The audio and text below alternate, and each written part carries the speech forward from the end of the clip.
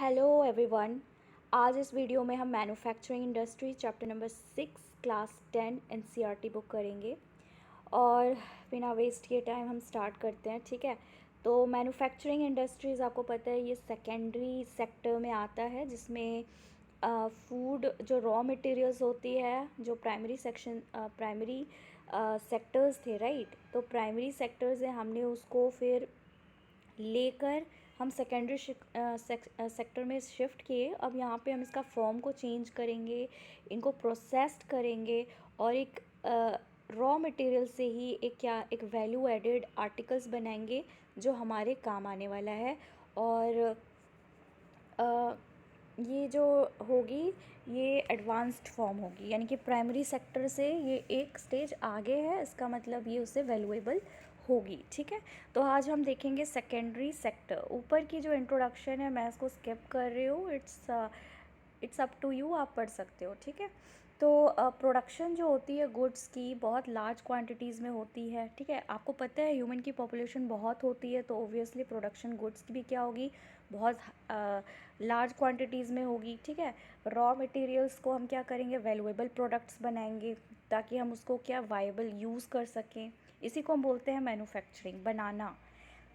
और मैन्युफैक्चरिंग कैसे करेंगे, with the help of factories, industries. ठीक है, तो पेपर जो होती है, आप जो पेपर यूज़ करते हो, पेंसिल यूज़ करते हो, आप कुछ भी अपने आसपास के सामान जो यूज़ कर रहे हो, आप डायरेक्ट उसको रॉ मटेरियल्स की तरह यूज़ नहीं करते हो, आप उसको प्रोसेस्ड फॉर्म यूज़ करते हो। जैसे आप डायरेक्ट पेड़ को लाकर थोड़ी उसमें लिख रहे हो, आप तो पॉसिबल ही नहीं है। आप पेड़ को क्या करोगे, प्रोसेस करोगे, उसके बाग्स की काट छाँट होगी, फिर उसके बाद फिर उसको फैक्ट्री के प्रोसेस में भेजा जाएगा, फिर वो चेंज होके फिर हम उसमें पेपर में लिखेंगे। ठीक है, पेपर बनेगी, तो वो वुड से बनती है, शुगर से शुगर केन बनती है, आयरन से स्टील बनती है, और आयरन ओर, आपको पता है आयरन ओर से क्या होती है, आयरन और स्टील हम रिट्रीव करते हैं।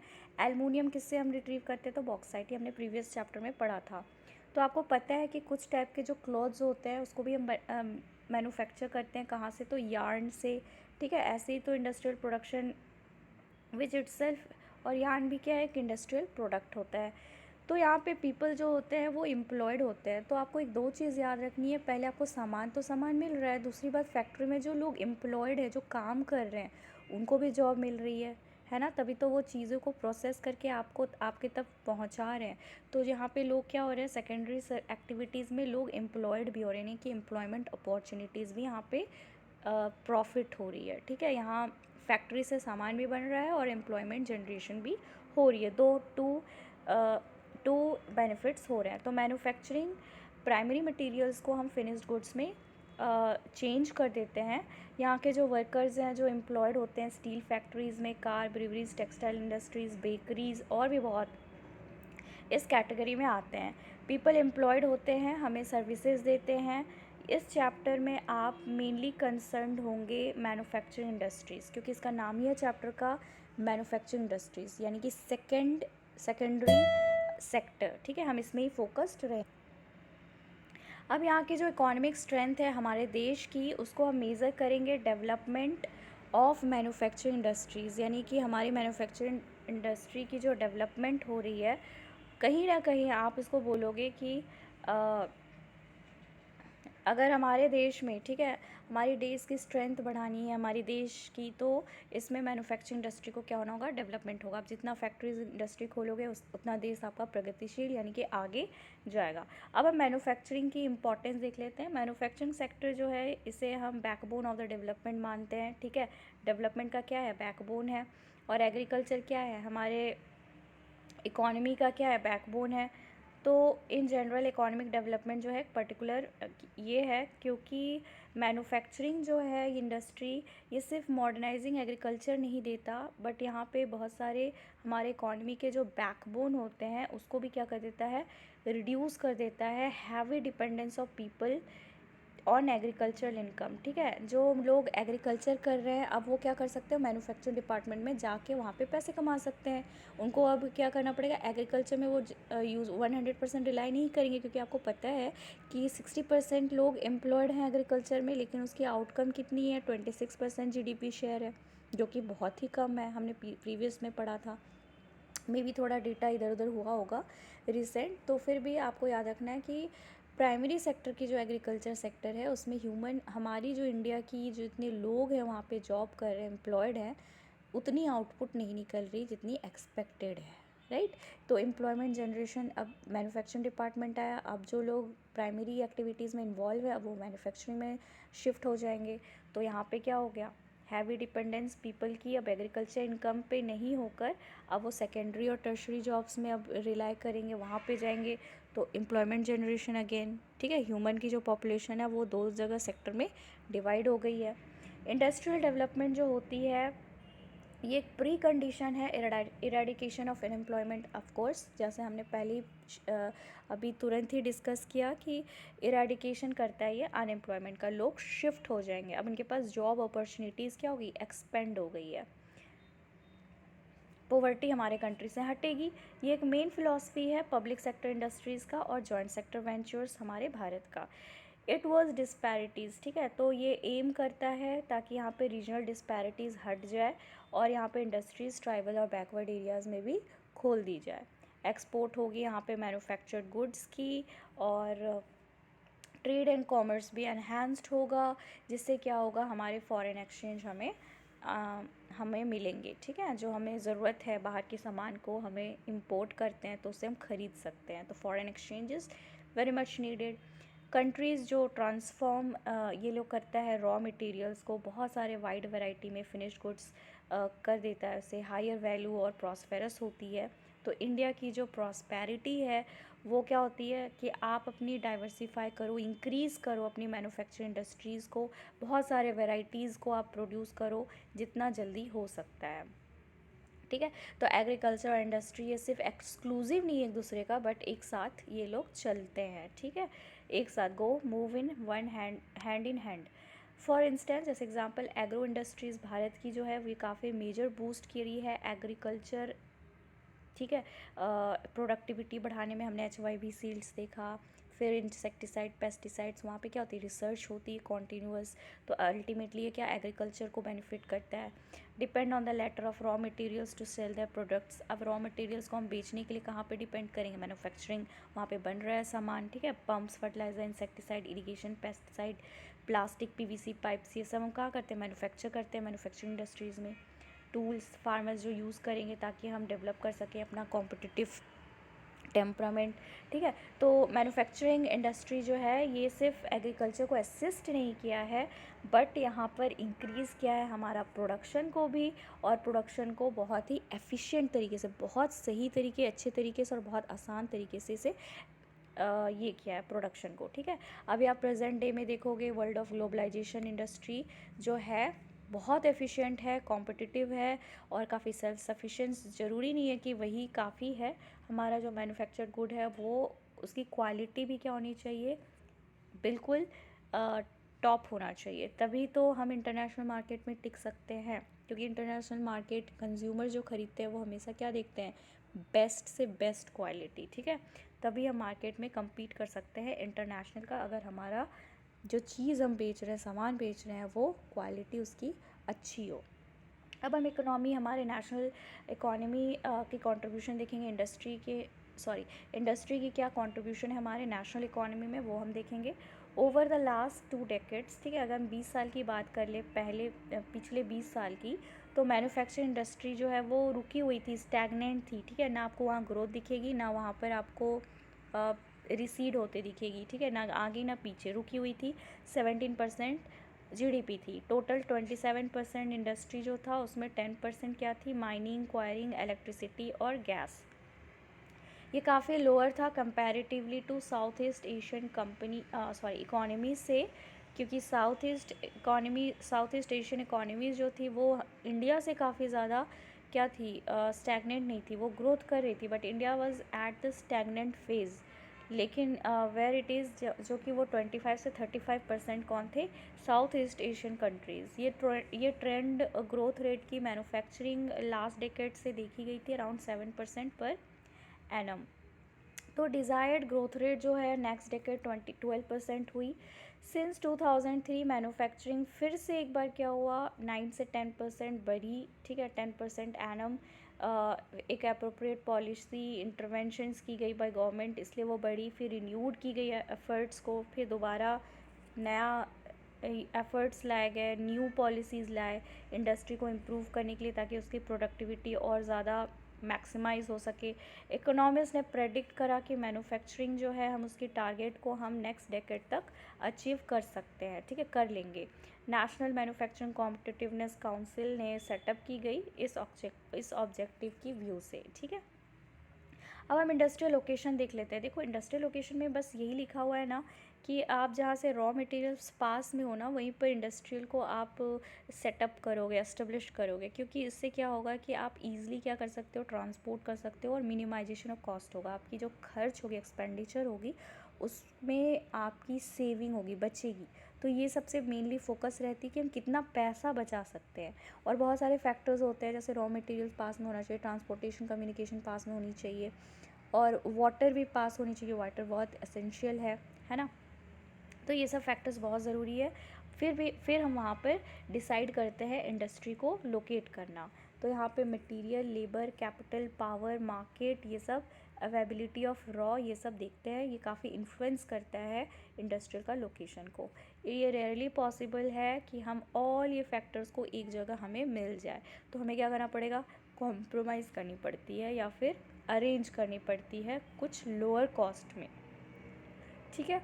तो मैन्युफैक्चरिंग इंडस्ट्री जो है वो लोकेट करता है मोस्ट अप्रोप्रिएट, जो एकदम बेस्ट जगह खोजी जाती है, सूटेबल इंडस्ट्रियल लोकेशन अवेलेबल खोजी जाती है या अरेंज की जाती है लोअर कॉस्ट में। जब इंडस्ट्रियल एक्टिविटी स्टार्ट हुई थी, अर्बनाइजेशन तुरंत आ जाती है। कभी कभी ये लोकेटेड होती है हमारे सिटीज़ के पास या फिर सिटीज़ के अंदर ही। तो इंडस्ट्रियलाइजेशन जो होती है, अर्बनाइजेशन, ये एक साथ साथ चलती है। जहाँ इंडस्ट्री आएगी वहाँ पे शहरीकरण यानी अर्बनाइजेशन होगी ही। सिटीज़ जो होती है वो प्रोवाइड करती है मार्केट्स, ठीक है। सिटीज़ में मार्केट्स आएंगे, bank services, banking, insurance, transport, labour, consultants, financial advisers. Industry में बहुत सारे, तो ये सब आते हैं। जहाँ पे डेवलपमेंट होगी ना, तो ये सब आपको मिलेंगे देखने के लिए। और सब ये एक साथ आ जाएंगे, ऑफ़र करेंगे अर्बन सेंटर्स को। इसको हम एग्लोमरेशन इकोनॉमी बोलते हैं, यानी कि सब आके इकट्ठे हो जाएंगे। और इसी से हम बोलते हैं इसको अर्बनाइजेशन आ गया, सिटी डेवलप हो गई, है ना। ग्रेजुअली यहाँ पे लार्ज इंडस्ट्रीज़ एग्लोमरेशन जो होती है वो आने लग जाती है। अगर आप प्री इंडिपेंडेंस की बात करो, यानी हमारा भारत जो आज़ाद हुआ था, आज़ाद होने से पहले, उस पीरियड पे बहुत सारे मैन्युफैक्चरिंग यूनिट्स को हमने लोकेट करी थी from the point of view of overseas trade, ठीक है। तो ये ब्रिटिश क्या करते थे, ताकि हम बाहर से, और हम भी, ठीक है, बाहर से ट्रेड कर सके। जैसे मुंबई, कोलकाता, चेन्नई कॉन्सिक्वेंटली इमर्ज हुआ certain pockets industrial developed urban centres, जो कि surrounded by huge agriculture rural India. जहाँ पे एग्रीकल्चर था, वहीं पे हमने क्या कर दिया, बहुत सारे इंडस्ट्री को सेटअप कर दिया। ये इंडस्ट्री मार्केट की लिंकेज दिखा रही है, कैसे यहाँ से रॉ मटेरियल्स लेंगे, ठीक है। फिर फैक्टर्स ऑफ प्रोडक्शंस क्या होते हैं, land, capital, entrepreneur, labour, infrastructure, ये सब हो जाएंगे। ट्रांसपोर्ट ज़रूरी है। फिर फैक्ट्री है, फिर फैक्ट्री से जो आउटपुट्स निकल रहे हैं प्रोडक्ट्स को, फिर से हम उसको क्या करेंगे, ट्रांसपोर्ट करेंगे और मार्केट में भेज देंगे, और से पैसे जनरेट होगी। फिर वही पैसे से फिर क्या होगा, हम फिर से ये सब जनरेट करेंगे, फिर ट्रांसपोर्ट करेंगे। तो ये सब चीज़ चलते रहता है, ठीक है। तो इसी से क्या होती है, मनी सर्कुलेशन होगी और कोई देश का डेवलपमेंट होगा।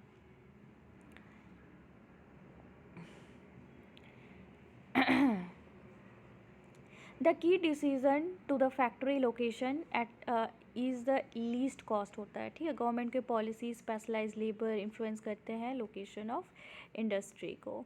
यहाँ पे आपको दिखेगा ideal location of an industry की आइडियल लोकेशन कहाँ पे होनी चाहिए, तो कितना कॉस्ट लग रहा है उस रॉ मटेरियल्स को उस साइट से लाने के लिए, ठीक है। फिर cost of production at site, कितना कॉस्ट ऑफ प्रोडक्शन है उस साइट के आसपास, ठीक है। डिसीजन कि कहाँ फैक्ट्री को लोकेट करनी है। Cost of distribution of production, कितने कॉस्ट लगेंगे, ठीक है, उसको डिस्ट्रीब्यूट करने के लिए वो प्रोडक्शन की। तो वो सब हम डिसाइड करते हैं। अब यहाँ पे क्लासिफिकेशन देखेंगे इंडस्ट्रीज़ की। List of the various manufacturing products use in daily life, ठीक है, आपको लिस्ट करने बोला है। देखो एक एग्रो बेस्ड होता है, एग्रो मतलब एग्रीकल्चर से जो हमें मिलती है उसको हम बोलते हैं एग्रो बेस्ड। जैसे cotton, woollen, jute, silk, textile, rubber, sugar, T, coffee, ये सब क्या हो गया, ये एडिबल ऑयल, ये सब क्या हो गया, एग्रो बेस्ड हो गया। यानी कि हम इसका प्लांटेशन करते हैं, क्रॉपिंग करते हैं, या फिर पशुपालन भी इसमें आ जाएगा, ठीक है। तो ये सब क्या हो जाएगा, agro based raw materials. Mineral based होती है, iron and steel, cement industry हो जाएगी, टूल्स, मशीन, एलुमिनियम, पेट्रोकेमिकल्स, ये सब आ जाएंगे, ठीक है। According to the main role, अब बेसिक और की इंडस्ट्रीज़ हैं वो जो सप्लाई करते हैं प्रोडक्ट्स और as raw materials, manufacture other goods, जैसे iron and steel, copper smelting, aluminium smelting हो गए, उसको हम बेसिक या की इंडस्ट्रीज़ बोलते हैं, जो सप्लाई करते हैं अपने प्रोडक्ट्स को रॉ मटेरियल्स की तरह और मैन्युफैक्चर करते हैं दूसरे के लिए अदर गुड्स, जैसे आयरन, स्टील, कॉपर। ये क्वेश्चन आया था एग्ज़ाम में कि बेसिक और की इंडस्ट्रीज़ क्या होते हैं। ये वो होते हैं जो सप्लाई करेंगे अपने प्रोडक्ट्स को, ठीक है, अपने प्रोडक्ट्स को बेचेंगे रॉ मटेरियल्स की तरह और उसको मैन्युफैक्चर भी करेंगे दूसरों के लिए, ठीक है, अदर गुड्स जैसे पिग, स्टील, ये सब करेंगे। कंज्यूमर इंडस्ट्रीज जो होते हैं वो प्रोड्यूस करते हैं goods for direct use by consumers, consumers की डायरेक्ट यूज़ के लिए उसको क्या किया जाता है, प्रोड्यूस की जाती है। शुगर, टूथपेस्ट, शुगर मशीन्स, ये अपने लिए नहीं, बस कंज्यूमर्स के लिए तुरंत कर दिया, ठीक है।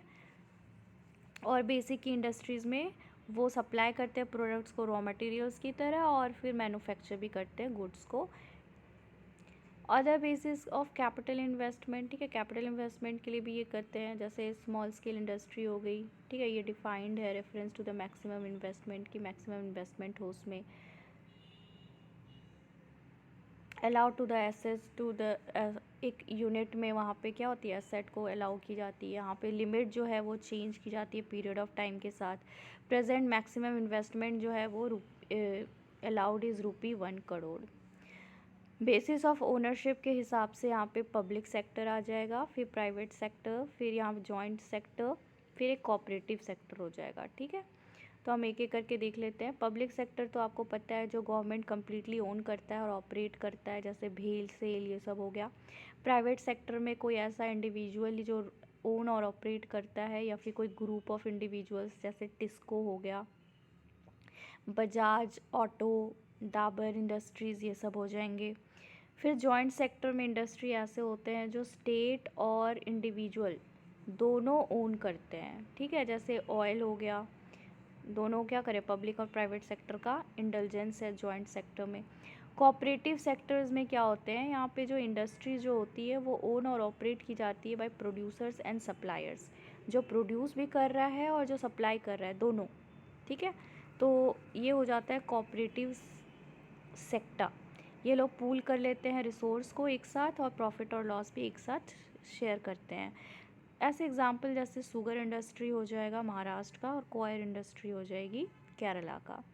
यहाँ पे बहुत सारे बल्क और वेट होती है रॉ मटेरियल्स की और फिनिश्ड गुड्स। हैवी इंडस्ट्रीज जैसे कि आयरन एंड स्टील हो गया, लाइट इंडस्ट्रीज़ हो गई जैसे लाइट रॉ मटेरियल्स जो प्रोड्यूस करते हैं गुड्स, जैसे इलेक्ट्रिकल गुड इंडस्ट्रीज़ हो जाएंगे। तो एक हैवी इंडस्ट्री होता है और एक हल्का लाइट इंडस्ट्रीज़, ठीक है। ये एक्टिविटी है, आपको इसके अकॉर्डिंग इसको मैच करना है। एग्रो बेस्ड इंडस्ट्रीज़ अब हम देख लेते हैं। अब हम एग्रो बेस्ड इंडस्ट्रीज़ देखते हैं। Cotton, jute, silk, woollen, textiles, sugar, edible oil etcetera industries जो होती है वो एग्रीकल्चर रॉ मटेरियल्स में बेस्ड होती है।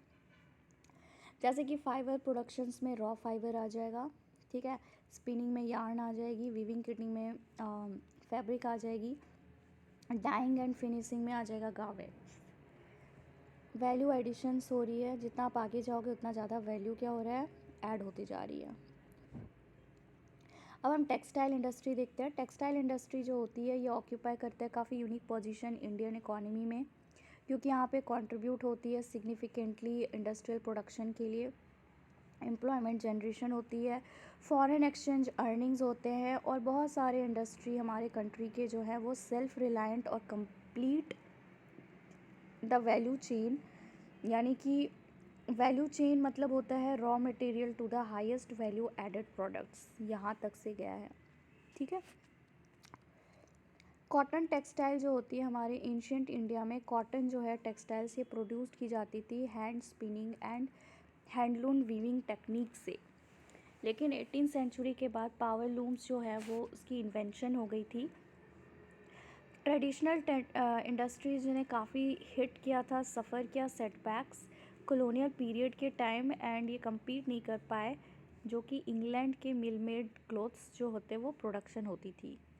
सबसे पहला सक्सेसफुल टेक्सटाइल मिल जो है वो 1854 को एस्टेब्लिश की गई थी मुंबई में। ये याद रखना, दिस इज़ इम्पॉर्टेंट, ये एक जनरल नॉलेज हो गई, ठीक है। जब दो वर्ल्ड वॉर हुए, जो यूरोप और इंडिया और ब्रिटिश कॉलोनी के बीच में चल रहा था,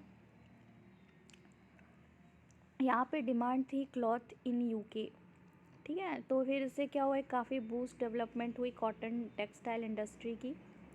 फिर अर्ली ईयर्स में, अगर बहुत पहले ईयर्स में देखो आप, तो यहाँ पे कॉटन टेक्सटाइल इंडस्ट्री जो है वो आपको कंसंट्रेटेड दिखेगी। कॉटन ग्रोइंग बेल्ट महाराष्ट्र और गुजरात में, यहाँ पे रॉ कॉटन बहुत ज़्यादा अवेलेबल है। Market, transport including accessible port facilities, साथ में लेबर भी हैं, अच्छा खासा मॉइस्ट क्लाइमेट है और बहुत सारा कंड्यूसिव है, ठीक है, कॉटन प्लांटेशन के लिए। कंट्रीब्यूटेड करा टुवर्ड्स लोकलाइजेशन, इंडस्ट्री जो है काफ़ी क्लोज लिंक है एग्रीकल्चर और प्रोवाइड करता है लिविंग टू फार्मर्स, ठीक है, इनको एम्प्लॉयमेंट जनरेशन भी प्रोवाइड किया। Cotton ball pluckers workers engage हो गए वो गिनिंग, स्पिनिंग और विविंग में, ठीक है, तो ये आपको याद रखनी है। डाइंग, डिज़ाइनिंग, पैकेजिंग, ठीक है, डाइंग करना, डिज़ाइनिंग करना, पैकेजिंग जो हमने यहाँ पढ़ा, वैल्यू ऐड हो रही है, टेलरिंग, स्विंग। तो industry by creating demand supports, बहुत सारे अदर इंडस्ट्रीज़ को भी क्या हुआ, सपोर्ट्स मिली। Chemical dyes, packaging materials, engineering works. तो यहाँ पे स्पिनिंग जो हुई वो कंटिन्यूस क्या हुई, सेंट्रलाइज हो गई महाराष्ट्र में, गुजरात, तमिलनाडु में। विविंग जो है हाईली डिसेंट्रलाइज्ड है, जिसमें क्या हुआ था, ये प्रोवाइड करा एक स्कोप जिससे हम ट्रेडिशनल स्किल्स को इनकॉर्पोरेट करें। इसमें various designs, weaving, cotton, silk, zari, embroidery etcetera बनाया। इंडिया एक वर्ल्ड क्लास प्रोडक्शन है स्पिनिंग में, वीविंग सप्लाईज काफ़ी लो क्वालिटी ऑफ फैब्रिक जो है वो इतना हम यूज़ नहीं करते, cannot use much of high quality yarn, ठीक है। तो अगर लो क्वालिटी है फैब्रिक की तो ये हाई क्वालिटी यार्न इसको यूज़ नहीं कर पाता है, वो टूट जाती है, ठीक है। तो हमारे कंट्री में ये प्रोड्यूस होती है। वीविंग जो है वो डन की जाती है हैंडलूम से, powerloom and in mills. Handspun खाड़ी ये जो होती है खादी, ये प्रोवाइड करता है लार्ज स्केल एम्प्लॉयमेंट किसको, तो वीवर्स, आर्टिसंस को, और इनके होम जो है वो कॉटेज इंडस्ट्री हो जाता है। महात्मा गांधी ने यहाँ पे काफ़ी ज़ोर लगाया था कि हमें स्पिनिंग यार्न और वीविंग खाड़ी करनी चाहिए, इसलिए तो आप फ्लैग देखो इंडिया में, यहाँ पे एक चक्री बनी हुई है। चक्री क्या है, वो महात्मा गांधी जी का मैसेज था कि हमें सेल्फ रिलायंट बनना है, हमें चरखा चला के ब्रिटिश पे डिपेंड नहीं रहनी है, हम खुद का क्या करेंगे, अपनी इंडस्ट्री को सेटअप करके यहाँ पे cottage, small cottage home establish करके हम अपनी जीवन चलाएंगे, है ना, कॉटेज इंडस्ट्री को। यहाँ उन्होंने इस चीज़ को प्रमोट किया था। तो इंडिया जो एक्सपोर्ट करता है यार्न जापान को, अदर इम्पोर्टर्स हैं कॉटन गुड्स फ्रॉम इंडिया जैसे कि USA, UK, Russia, France, east European countries, Nepal, Singapore, Sri Lanka और अफ्रीकन कंट्रीज़। ऑलमोस्ट आप देखोगे तो बहुत सारे कंट्रीज़ हो गए। हमारी काफ़ी लार्ज शेयर है पूरे वर्ल्ड ट्रेड में कॉटन यार्न को लेकर। स्पिनिंग मिल्स जो है वो काफ़ी कॉम्पिटिटिव है ग्लोबल लेवल में, और हम केपेबल हैं पूरे फाइबर्स को जो प्रोड्यूस करते हैं, ठीक है, पूरे फाइबर्स को हम प्रोड्यूस करते हैं। वीविंग, नीटिंग, प्रोसेसिंग यूनिट जो है वो ज़्यादा हाई क्वालिटी तो हम नहीं कर पाते हैं यार्न, ठीक है, ये हमारे कंट्री में इतना नहीं हो पाता है, ठीक है। Quality produced in the country, high quality yarn. The weaving, knitting and processing units cannot use much of the high quality yarn that is produced in the country, ठीक है। इंडिया में जो प्रोड्यूस्ड होती है ना हाई क्वालिटी की, वो yarn produce नहीं कर पाता, प्रोसेस नहीं कर पाता। यहाँ पे कुछ लार्ज मॉडर्न फैक्ट्रीज़ है इस सेगमेंट्स में, यहाँ पे आप इमेज देख सकते हो। These are all the red things you see is a woollen textile, और जो गोल्ड सर्कल है ना दैट इज़ कॉटन टेक्सटाइल। तो यहाँ आप देख सकते हो कितने सारे इंडिया में आपको कॉटन टेक्सटाइल, स्पेशली वेस्टर्न में, फिर ईस्टर्न में भी दिख जाएगी और यूपी साइड में भी आपको दिखेगी। ओके, और सिल्क टेक्सटाइल भी आप देख सकते हो। मोस्ट ऑफ द प्रोडक्शन जो है वो क्या है, फ्रेगमेंटेड स्मॉल यूनिट्स में है, जो कि हमारे लोकल मार्केट को क्या करता है, बूस्ट करता है, कैटर करता है। ये मिसमैच जो है मेजर विड्रॉल है हमारे इंडस्ट्री का। एज अ रिज़ल्ट बहुत सारे spinners cotton export cotton yarn while April garment जो होती है वो मैन्युफैक्चर करते हैं और हैव टू इम्पोर्ट फैब्रिक। क्यों ये ज़रूरी है कि हम अपना इम्प्रूव करें वीविंग सेक्टर को instead exporting yarn in the large quantities. हमें यार्न एक्सपोर्ट करने से ज़्यादा हमें इम्प्रूव क्यों करना चाहिए वीविंग सेक्टर को। ऑल्दो हमने बहुत ही सिग्निफिकेंट इंक्रीज़ करा है production of good quality long staple cotton, यहाँ पे नीड है कि हम इम्पोर्ट को क्या करें, हमें हमें अभी भी फील होती है, ठीक है, कि हमें इम्पोर्ट करनी चाहिए। पावर सप्लाई इरेटिक और मशीनरी, ठीक है, पावर सप्लाई जो होता है वो इरेटिक होता है, यानी कभी चला गया पावर सप्लाई तो काम करना बंद हो जाता है। मशीनरी को अपग्रेड करनी होगी।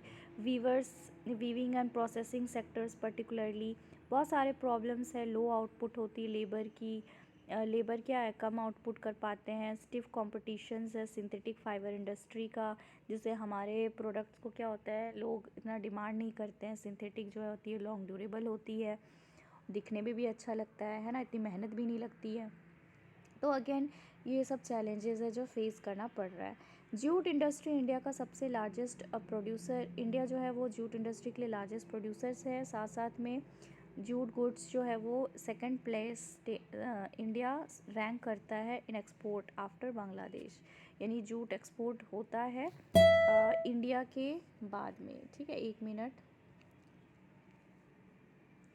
Most of the mills are located in West Bengal, बहुत सारे जो मिल्स हैं वो वेस्ट बंगाल में लोकेटेड हैं, mainly along the banks of Hooghly river. ठीक है, आपको हुगली रिवर में बहुत सारे वेस्ट बंगाल में आपको ये सब मिल जाएगा देखने को, नैरो बेल्ट में। सबसे पहला जूट जो है वो खोला गया था इंडस्ट्री रिश्रा में 1855 को, जो कि कैलकटा में है।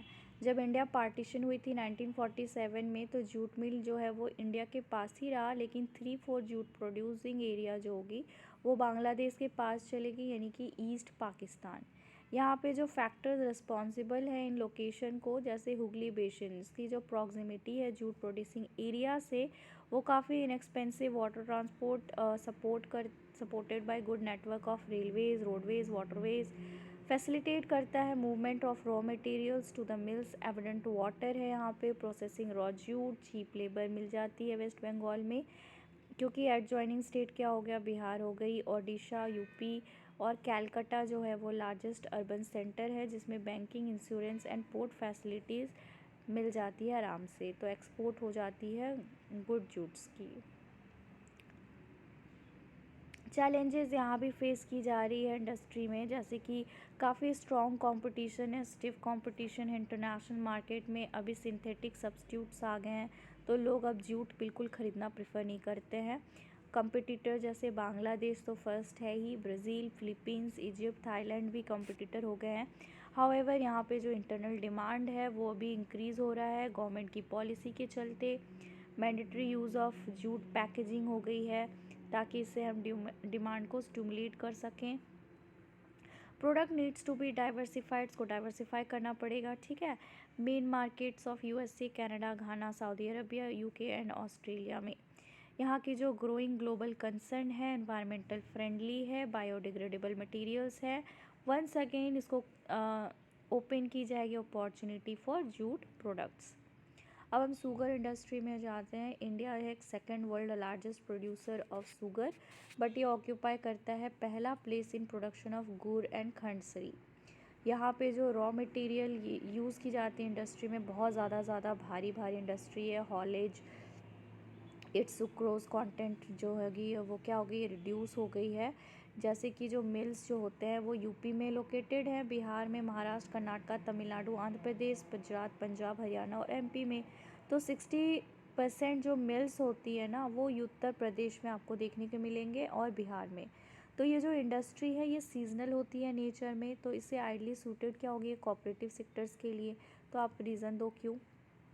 रिसेंट ईयर्स में क्या हुआ, इसकी जो टेंडेंसी है मिल की, वो shift and concentrate in the southern and western state, कि आप शिफ्ट कर लो और इसको कंसंट्रेट करो कहाँ पे, सदर्न और वेस्टर्न स्टेट्स में करो, जैसे महाराष्ट्र हो गई, स्पेशली महाराष्ट्र। तो क्योंकि यहाँ पे जो केन जो प्रोड्यूस की जाती है वो हायर सुक्रोज होती है, उसमें आपको सुक्रोज कंटेंट बहुत ज़्यादा मिलेगी, क्योंकि वहाँ पे कूलर क्लाइमेट होती है जिससे लॉन्गर क्रशिंग सीज़न चलती है। लेकिन आपने ऊपर देखना वहाँ पे हाउलेज प्रॉब्लम हो रही थी।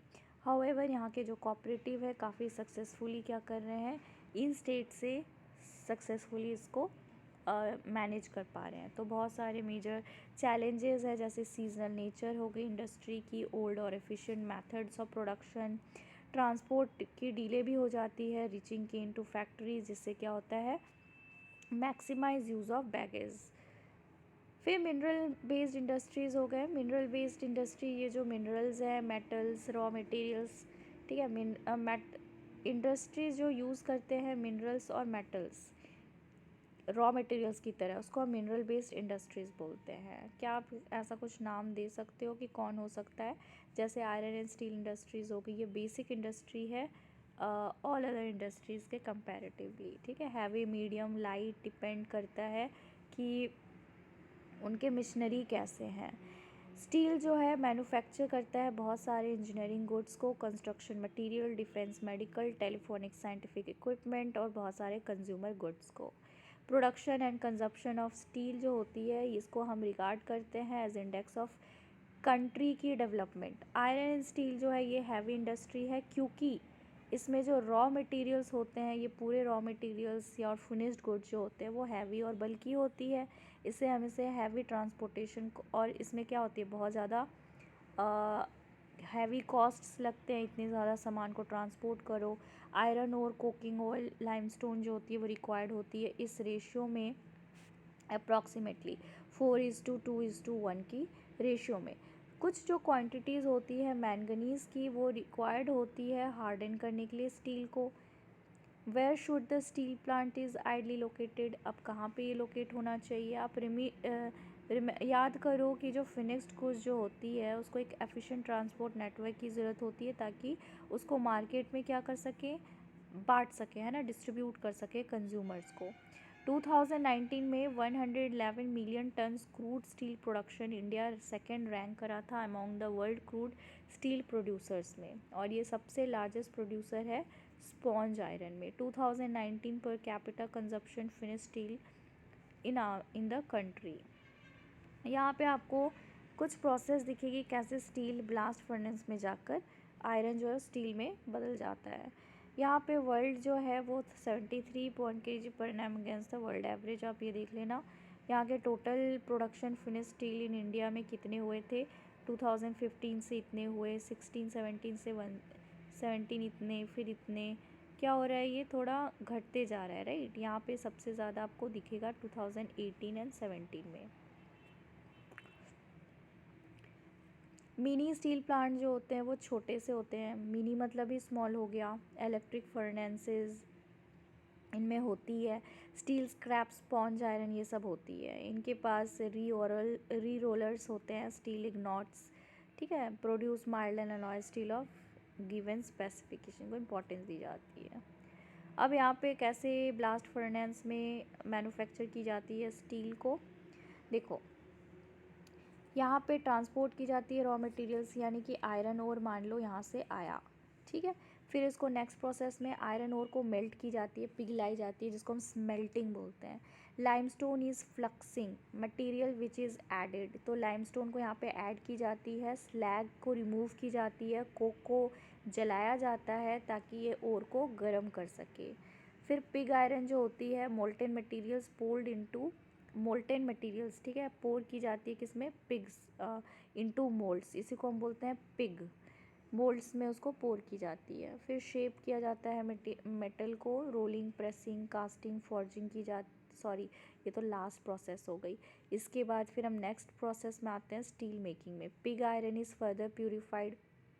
यहाँ के जो मोल्टेन मटेरियल्स होती है ना, उसको पोर कर दी जाती है उस मोल्ड्स में। ये ऐसे ऐसे मोल्ड्स होते हैं, तो इनको क्या की जाती है, उसमें गरम मोल्टेन मटेरियल कर दी जाती है, तो वो पिघल जाता है। तो पिग आयरन क्या हो गया, फर्दर प्योर हो गया, melting and oxidising the impurities. इससे इम्प्योरिटीज़ जितनी है वो निकल गई, ऑक्सीडाइजिंग निकल गई।